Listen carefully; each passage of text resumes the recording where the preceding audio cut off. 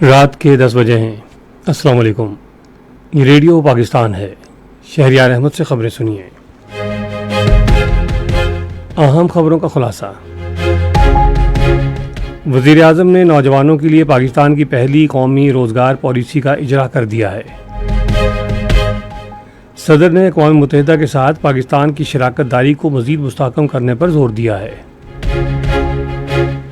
Norway کے وزیر خارجہ کل سے پاکستان کا 2 روزہ سرکاری دورہ کریں گے۔ دفتر خارجہ نے کہا ہے کہ پاکستان مشرق وسطیٰ کے بحران کے حل کی کوششوں میں مصروف عمل ہے۔ اور اب خبریں تفصیل کے ساتھ۔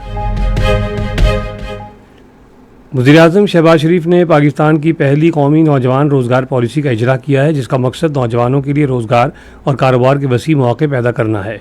انہوں نے آج اسلام آباد میں پالیسی اجرا کی تقریب سے خطاب کرتے ہوئے کہا کہ پالیسی کے تحت افرادی قوت میں خواتین کے لیے 50% کوٹا یقینی بنایا جائے گا۔ وزیر اعظم نے یہ بھی اعلان کیا کہ نوجوانوں کو روایتی روزگار تلاش کرنے کے بجائے اپنا کاروبار شروع کرنے کے لیے سالانہ کوٹے کا 10% حصہ نئے کاروبار شروع کرنے والوں کے لیے مختص کیا جائے گا۔ صدر مملکت آصف علی زرداری نے پائیدار ترقی، موسمیاتی تبدیلی، غربت کے خاتمے، تعلیم اور سماجی تحفظ کے شعبوں میں اقوام متحدہ کے ساتھ پاکستان کی شراکت داری کو مزید مضبوط بنانے پر زور دیا ہے۔ وہ آج اسلام آباد میں پاکستان میں اقوام متحدہ کے ریزیڈنٹ کوآرڈینیٹر محمد یحییٰ سے گفتگو کر رہے تھے، جنہوں نے صدر سے الوداعی ملاقات کی۔ آصف علی زرداری نے کہا کہ پاکستان اقوام متحدہ کے ساتھ قریبی اور کثیر جہتی تعاون کو بہت اہمیت دیتا ہے۔ انہوں نے قومی ترقی کی ترجیحات کو آگے بڑھانے کے لیے اقوام متحدہ کی ملکی ٹیم کے ساتھ مل کر کام کرنے کے عزم کا اعادہ کیا۔ انہوں نے کہا کہ پاکستان پائیدار ترقی کے فروغ اور موسمیاتی تبدیلی کے منفی اثرات سے نمٹنے کے لیے پرعزم ہے۔ نائب وزیر اعظم اسحاق ڈار نے کہا ہے کہ مذاکرات اور سفارتکاری ہی خطے میں تصفیہ طلب مسائل کے حل اور پائیدار امن اور استحکام اور خوشحالی کے حصول کا مؤثر ذریعہ ہے۔ وہ پاکستان میں ایران کے سفیر رضا امیری مقدم سے گفتگو کر رہے تھے، جنہوں نے آج اسلام آباد میں ان سے ملاقات کی۔ اسحاق ڈار نے ایران کے ساتھ اہم ترجیحی شعبوں میں روابط کو مزید وسعت دینے کے لیے پاکستان کے عزم کا اعادہ کیا۔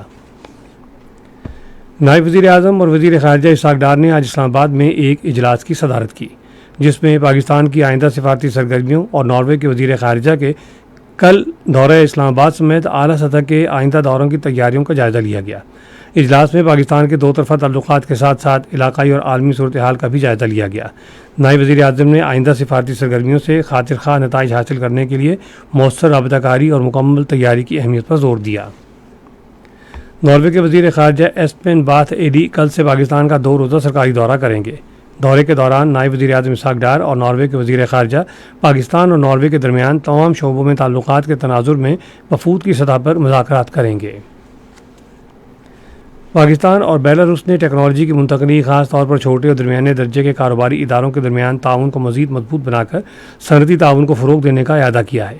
یہ اتفاق رائے آج اسلام آباد میں پاکستان اور بیلاروس کے درمیان تجارت اور اقتصادی تعاون کے بارے میں مشترکہ وزارتی کمیشن کے 2 روزہ نویں اجلاس کے دوران ہوا۔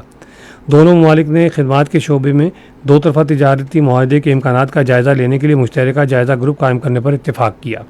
پاکستان اور بیلاروس نے سمندری خوراک، پھلوں، سبزیوں، بیجوں اور ڈیری مصنوعات کے شعبوں میں آن لائن کاروباری اداروں کے درمیان ملاقاتوں میں سہولت فراہم کرنے پر بھی اتفاق کیا۔ اس موقع پر وزیر تجارت جام کمال خان نے باہمی اعتماد، خود مختار برابری اور مشترکہ مفادات پر مبنی بیلاروس کے ساتھ دیرینہ تعلقات کو مزید مضبوط بنانے کے پاکستان کے عزم کا اعادہ کیا۔ انہوں نے مزید کہا کہ مشترکہ وزارتی کمیشن دونوں ممالک کے درمیان تعاون کو فروغ دینے کا اہم ذریعہ ہے۔ اس موقع پر بیلاروس کے وزیر توانائی ڈیزرم میروز نے مختلف شعبوں میں تعاون کو مزید فروغ دینے اور مضبوط بنانے کے لیے بیلاروس کی آمادگی کا اعادہ کیا۔ انہوں نے 2 طرفہ تعلقات کو مزید آگے بڑھانے کے لیے نئی تجاویز کا خیر مقدم کیا۔ دفتر خارجہ کے ترجمان طاہر اندرابی نے کہا ہے کہ پاکستان مشرق وسطیٰ اور خلیج کے بحران کے حل کے لیے برادر ممالک کے ساتھ مل کر مخلصانہ کوششیں کر رہا ہے۔ انہوں نے آج اسلام آباد میں ہفتہ وار نیوز بریفنگ کے دوران کہا کہ پاکستان دونوں فریقوں کو مذاکرات کی میز پر لانے اور اسلام آباد مفاہمتی یادداشت کے ذریعے خطے میں امن و استحکام کی راہ ہموار کرنے کے لیے تمام ممکنہ کوششیں کر رہا ہے۔ وفاقی وزیر منصوبہ بندی احسن اقبال نے کہا ہے کہ پاکستان کے معاشی استحکام، خود انحصاری اور پائیدار ترقی کے لیے برآمدات میں اضافہ ضروری ہے۔ وہ آج اسلام آباد میں منصوبہ بندی کمیشن کے زیر اہتمام پالیسی مکالمے سے خطاب کر رہے تھے۔